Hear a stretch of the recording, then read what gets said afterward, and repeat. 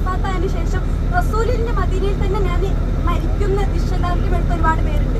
വേറൊരു കൂട്ടർ എങ്ങനെയെന്ന് വെച്ചാൽ എന്റെ റസൂൽ മരിച്ചതിന് ശേഷം അല്ലെങ്കിൽ വഫാത്തായതിനു ശേഷം ആ മദീനയിൽ തന്നെ ഈ മദീനയ്ക്ക് കാണണ്ടെന്ന് പറഞ്ഞിട്ട് പോയ ആളുകളുണ്ട്.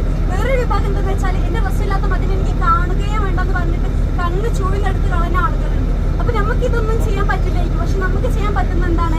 റസൂലിന്റെ സലാത്തുകൾ നമ്മൾ മാക്സിമം കൂട്ടണം. മാത്രമല്ല